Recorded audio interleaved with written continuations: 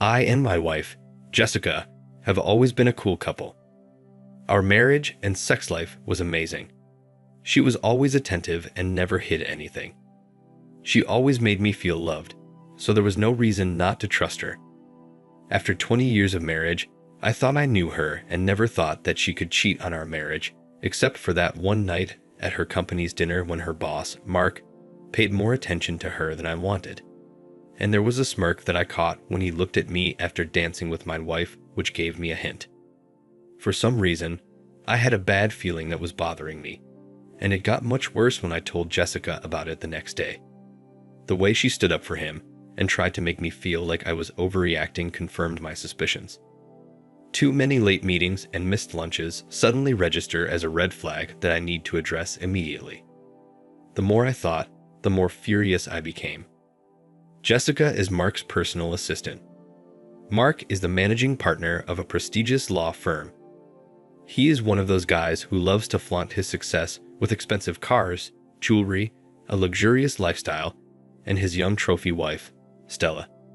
She was a young 30-year-old, extremely beautiful lady for whom he exchanged his ex-wife of 20-plus years. Mark likes to make jokes at other people's expense, and I remember him making fun of my work on one of our talks.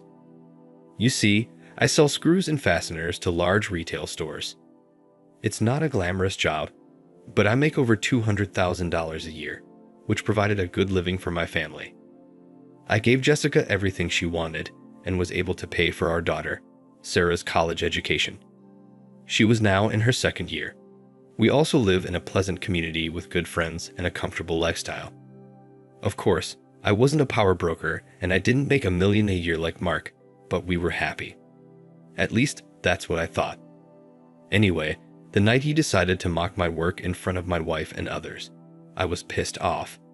Not only because he was an arrogant a-hole, but also because of the way my wife defended him after I was pissed off about being humiliated in front of her and others, and I left without saying a word. To her credit, Jessica came over and asked me what was wrong. When I told her this, she tried to make light of it, saying he's just kidding and he loves to have fun, and that I shouldn't take everything so personally. She asked that I come with her, and that he's a really good guy. Against my better judgment, I stayed at the dinner for the rest of the evening. Looking back, I realize I should have seen the signs, but now I realize I may have missed some red flags. Damn it, I'm not a fool, and I wouldn't sit quietly. I can understand other people's attraction to Mark. He's the alpha, the big, strong, good-looking man, the wealthy partner of the firm, the one everyone wants to be around, and Jessica was his closest ally at the firm, his valued and trusted right hand. Everything was going well. It didn't matter that he had a younger, sexier wife. For someone like Mark, he wanted it all, and laying claim to someone else's wife was definitely on his list. Well, over the next week, I acted quickly to find out if I was crazy or if my intuition was correct. After 6 audio recording devices and 5 video cameras arrived, I began to implement my plan of action. The first video camera was installed in the smoke detector on the ceiling of our bedroom. The next 2 cameras were placed at different angles of the bedroom to capture the full view. I placed the rest in the master bathroom and living room.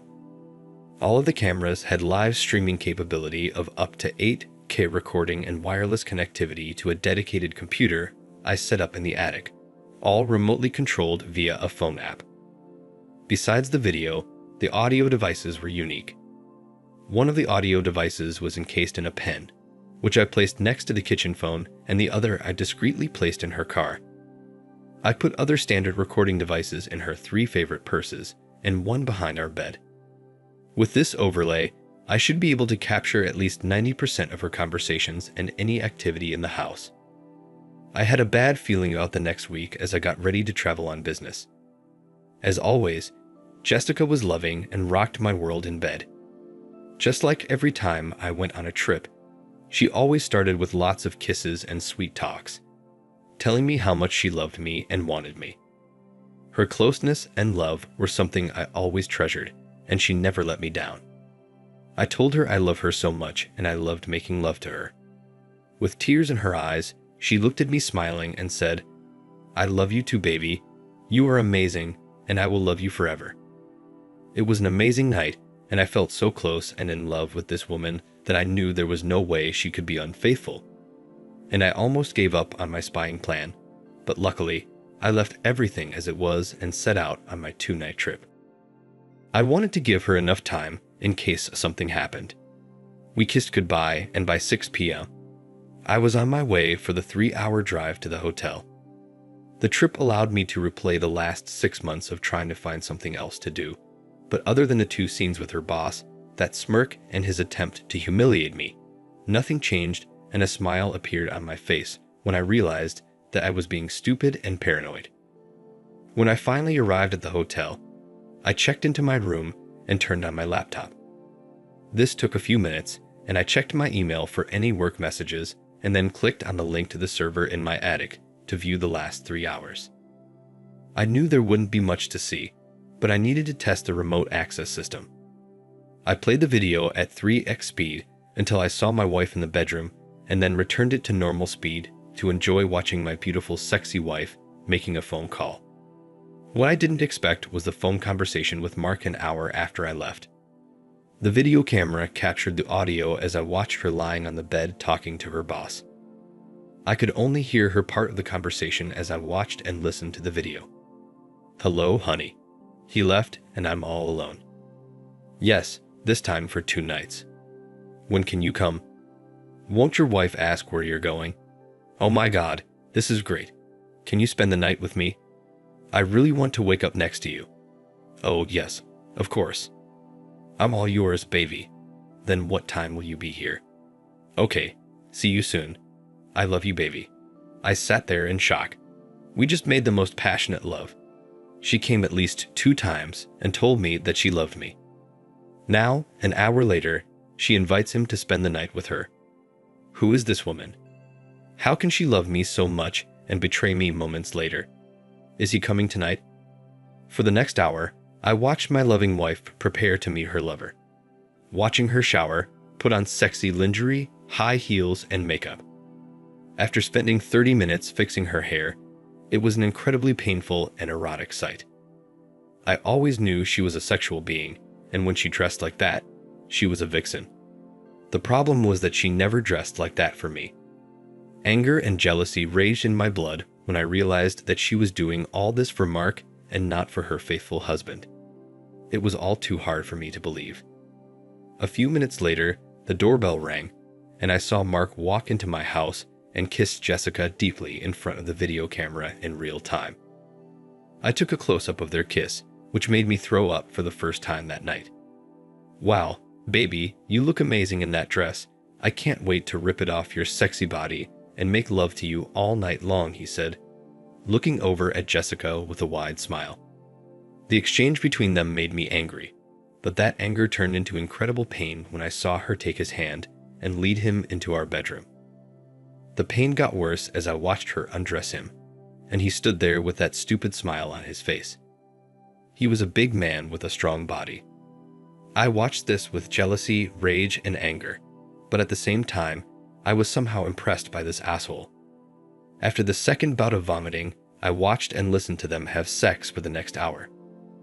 Obviously, I knew my marriage was over, and I shouldn't have let it bother me, but their conversation was the most painful part of the night. He started the conversation as they lay together in each other's arms. "So, your husband is gone for a few nights? Okay, you'll be mine for the next 2 days." She replied, "I'm so happy you can stay the night, baby. You know, I've always wanted to wake up next to you for so long. I love being with you, Mark. Yes, I will love taking you over and over again all night long while hubby works his ass." His response was, "What an idiot."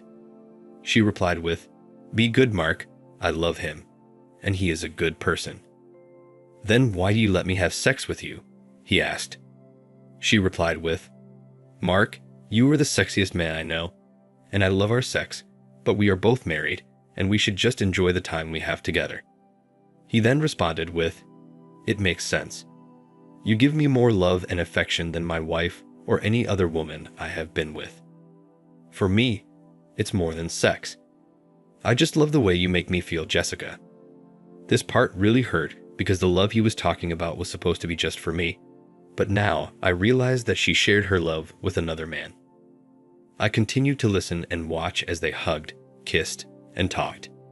He then asked, "Does your husband satisfy you as much as I do, Jessica?" Her response was, "He's a wonderful lover, but no, he's not like you. You do things to me that I can't explain." I sat there sad, hurt, with a deep sense of loss. I turned off the computer and could no longer listen to this betrayal in my home and bed. After several hours of insomnia and struggling with my anger, I realized that there would be a lot of pain and revenge in my future. When I returned home after my trip, everything was fine, complete love and respect, as if nothing had happened. Jessica greeted me with a big hug and lots of kisses. She acted as usual, as if nothing had happened while I was gone. Instead of the love I had always felt for her, I now felt disgust and shuddered at her kiss. I did a great job as an actor and acted as normal as possible.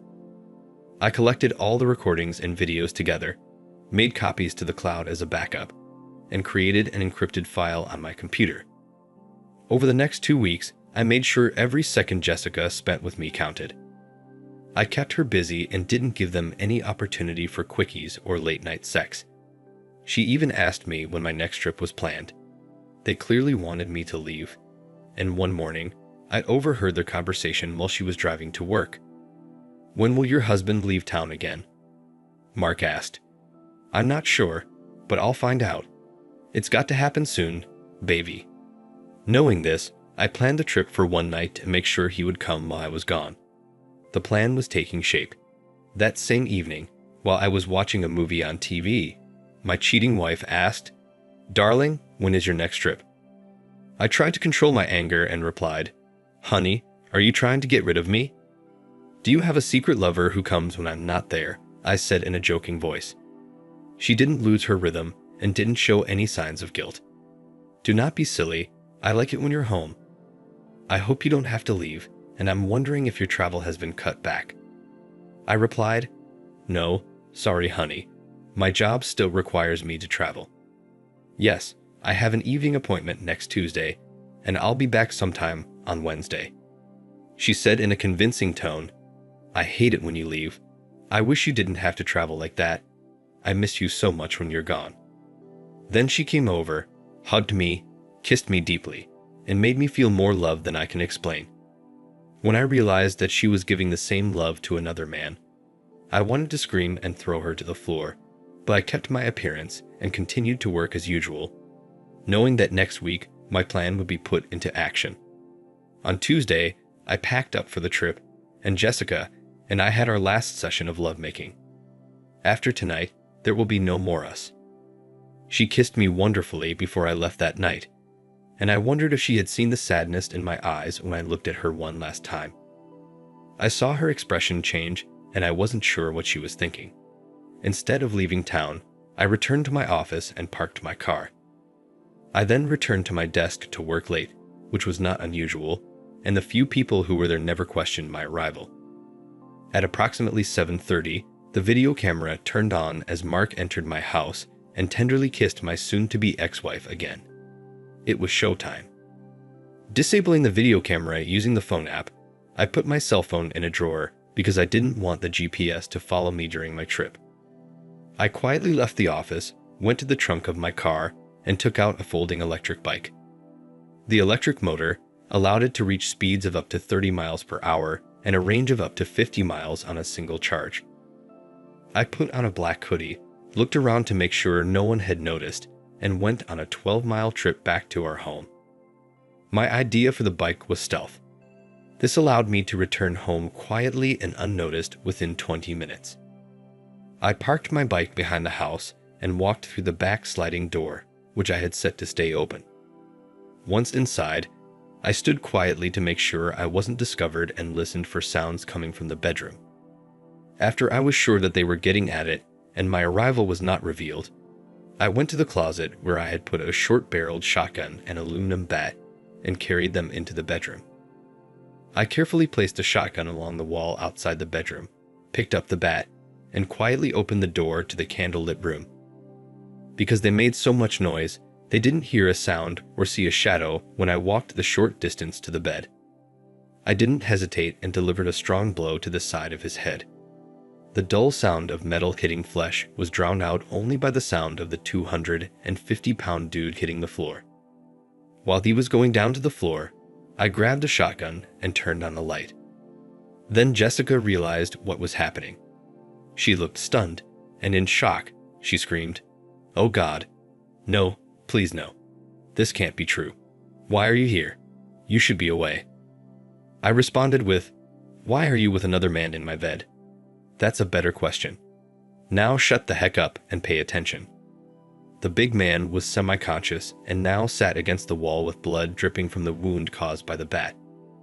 I watched him as he regained consciousness and noticed an angry man in front of me. He said, "Damn it, this hurts. Why did you do that, dude?" I responded with, "Are you kidding? You have sex with my wife in my bed, and you think I won't react. What are you going to do?" he asked, clearly nervous, looking at the shotgun I was pointing at him. I said, "Are you worried, big man? Are you afraid that I will hurt you? I know what you two did behind my back, and today is payback. I'm going to kill you, Mark. Tonight, you will die. Everything you worked for will disappear. I hope it was worth it, asshole." He responded, "Dude, if you kill me, you're going to jail for the rest of your life." I replied, "To hell with this, we will all die tonight. How does that sound, idiot?" I wanted to put the fear of God into both of them. And of course I had no plans to kill anyone, but it was nice to see how scared they were. I behaved excitedly, scaring them both. Jessica was crying, curled up and trying to cover her naked body with a sheet. "Baby, please don't do anything stupid. I love you. I really do.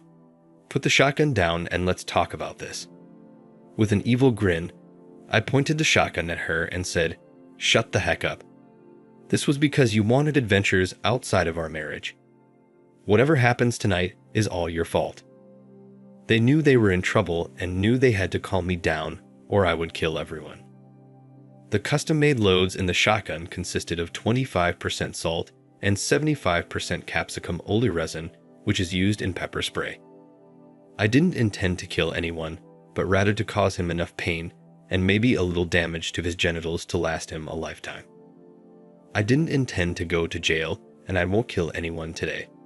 But since no one knew this, I wanted to seriously scare them so that these emotions would last a long time and they would never forget this night. After Big Mark recovered from the blow to the head, he became bolder and decided to rush at me and try to disarm me, and I was waiting for this to happen.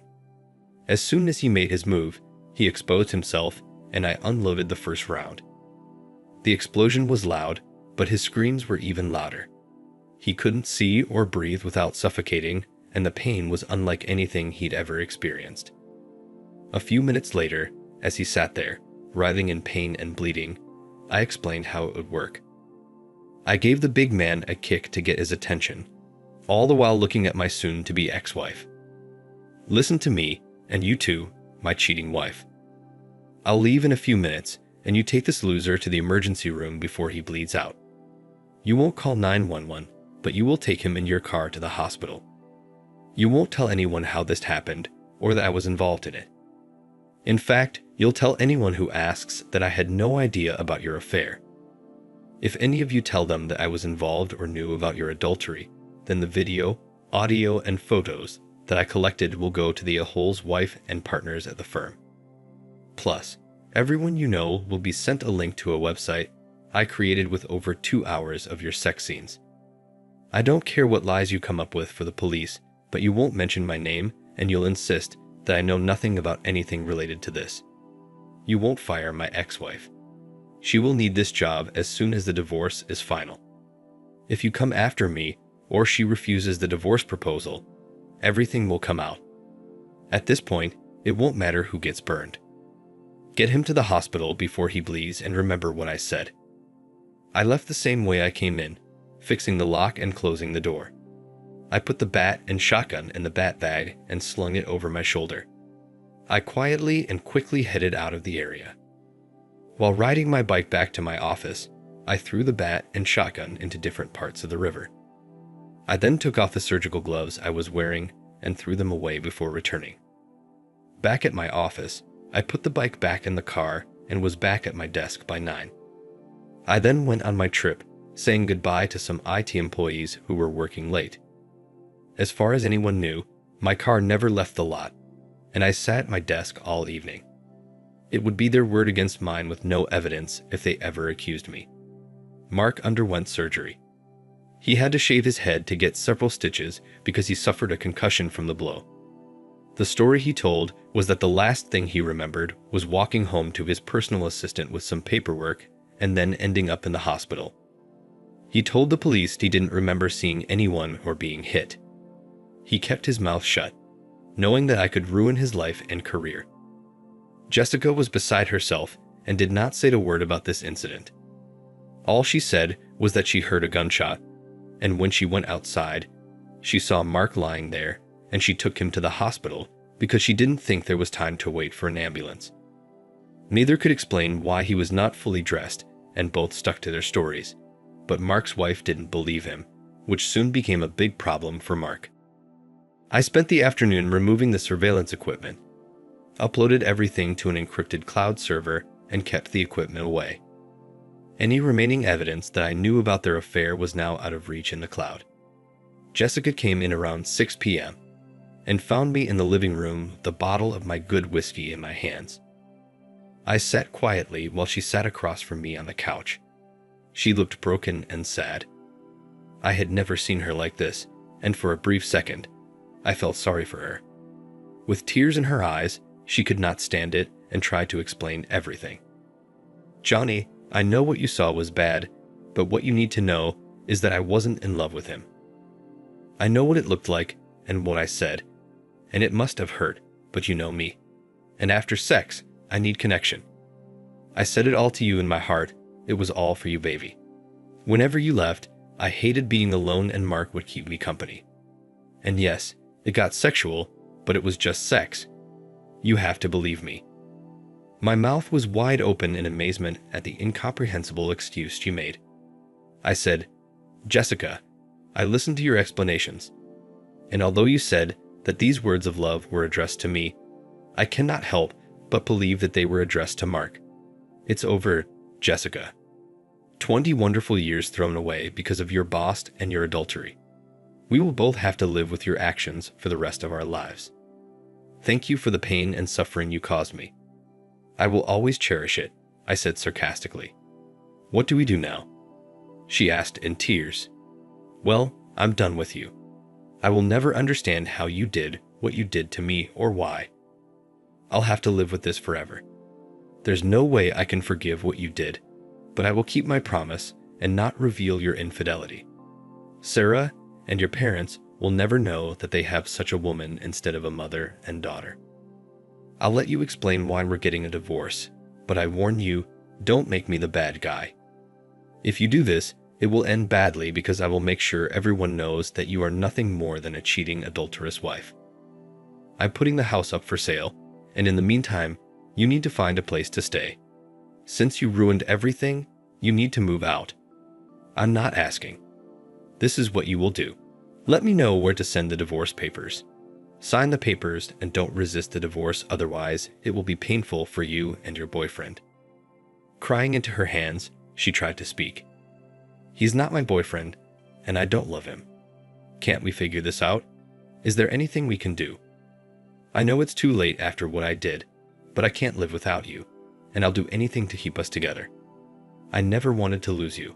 Please do not leave me."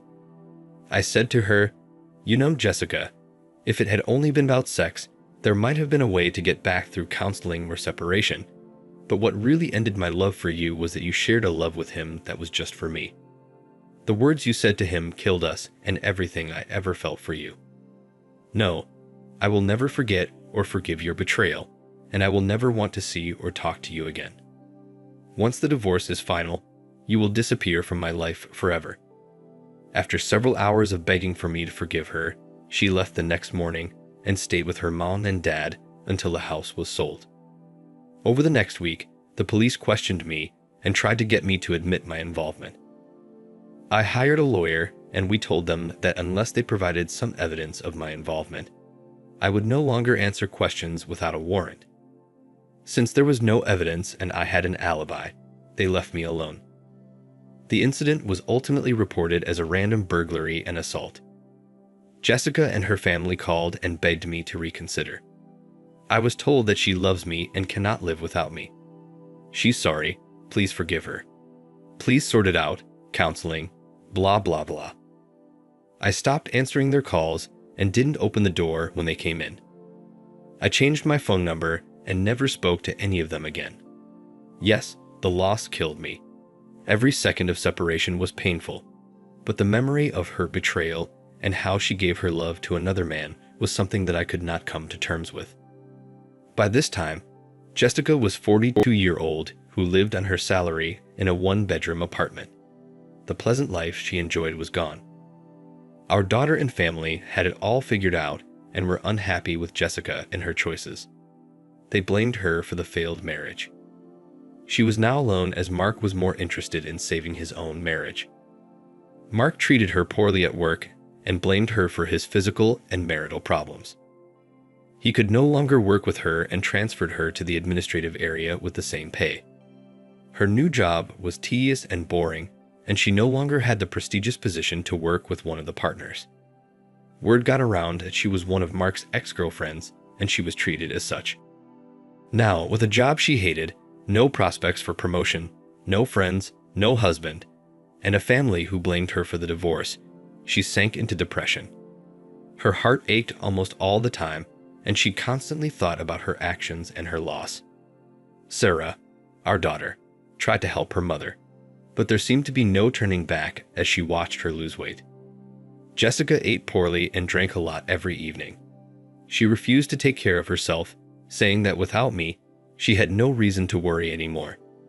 When Sarah turned to me for advice, I sympathized with her situation, but was never able to come to terms with the betrayal and never spoke to Jessica again. As for Mark, Stella really pulled it all together and made Mark's life a living hell. She forced him to move into one of the guest rooms, and he paid dearly for his infidelity. Stella eventually began dating several younger men and kept Mark around to pay all the bills. She agreed to be by his side like a candy at corporate events or business meetings, but they lived separate lives. Mark will remember how and when his whole life changed, and all because of his desire to take someone else's wife. His anger towards me was epic, and he wanted to hurt me in the worst possible way, but nothing happened for months. Later that year, I was with my workmates for a drink when I was attacked and beaten outside the bar until my mates came out to help. The attackers left before the police arrived, and I spent 2 days in the hospital with broken ribs and multiple stitches. I believed they wanted me dead, and if it weren't for my friends, I think they would have succeeded. I knew that this was revenge for Mark, and I was not at all surprised. 6 weeks later, I felt much better and called Mark's office. "Mr. Diamond, please," I said to his secretary. "Sorry, he's at a meeting. Can I accept the message?" "Yes, please tell him to meet me at 1 o'clock this Friday at the French Deli across the street." "I'm sorry, sir. I don't make appointments with Mr. Diamond. Just give him a message." "Write it down. Friday, 1 p.m. French Deli. Be there alone, Johnny." Just give it to him, and he will understand what it means. Thank you. I was sitting at the table, facing the door, when the a-hole walked in alone. He saw me and came to the table. "Sit down," I said. "What do you want?" he asked. I ignored his outburst and said, "Thank you for coming today. Your people did a good job with me. But unfortunately for you, they didn't follow through. Because you did not heed my warning of any revenge against me or my family, you forced me to act." I handed him a folded piece of paper and said, "Here is a link to a website that is currently created just for you, a hole. Don't bother trying to shut it down as it operates from Syria with 3 backup servers in different locations. It is untraceable. I mean, you're screwed. Check it out when you get back to your office." I blurred Jessica's face because she shouldn't have to pay for your sins. She's already suffered enough. Now, after you look at the website, I want you to think about how your firm will perceive your actions, how your wife will react, how your children, friends, and family will feel after watching a 2-hour sex video. I plan to post it on several popular adult sites along with your name, profession, address, and phone number. His anger grew when he said, "Look, you've already ruined my life, and I'll never be the same sexually again. Just stop it, or I promise you will disappear." I replied, "That's why we're here today, Mr. Diamond. I want to put an end to this. You took away from me the most precious thing in my life, my wife. You've ruined our 20-year marriage, and I can't let you go free. I risk being killed, as you put it, but I intend to avenge the beating your people gave me." "Okay, calm down. What do you want?" he asked. I responded, "Two things that are not subject to discussion. You will stop any retaliation against me or anyone I know, including Jessica. You will deposit a specific amount of money into this account by the end of the day on Friday. If the funds are not in the account by 9 p.m. on Friday, I will take action. I know what you're worth, and I also know what I can get in a lawsuit. So this paltry amount I'm asking should be considered a gift." He responded with, "If I agree, how do I know that you still won't destroy me?" I replied, "I am a man of my word, and you will have to trust me. I will say this, if you don't do this, then there is a 100% chance that this site will become famous by Saturday morning. I'd hope you suffer for the rest of your life for what you did to my happy marriage." The money was transferred without hesitation. We sold the house and divided the property. Jessica had enough money to live a comfortable life if she continued to work or found another husband. Mark kept her working as part of our deal, but they were never close again. Jessica never remarried, rarely dated, and lived with the pain she caused both men. She had lost her marriage and the love of the man she wanted to be with for the rest of her life, and now found herself alone and depressed. Sadly, a few years later, she passed before her 50th birthday, a broken, sad woman. Only our daughter, Sarah, was present at the ceremony to scatter the ashes. I continued to work for several more years and relocated to a small town. I got married to a nice woman who liked me mentally and sexually. I never spoke to Jessica again and only heard about her demise from Sarah, whom I adored. We talked every day and remained close, but Sarah rarely mentioned her mother because she knew I still loved her and did not want to awaken my pain.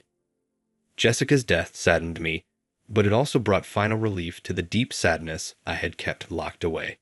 Thank you. Thank you for watching. Like and subscribe if you enjoyed the video. See you next time.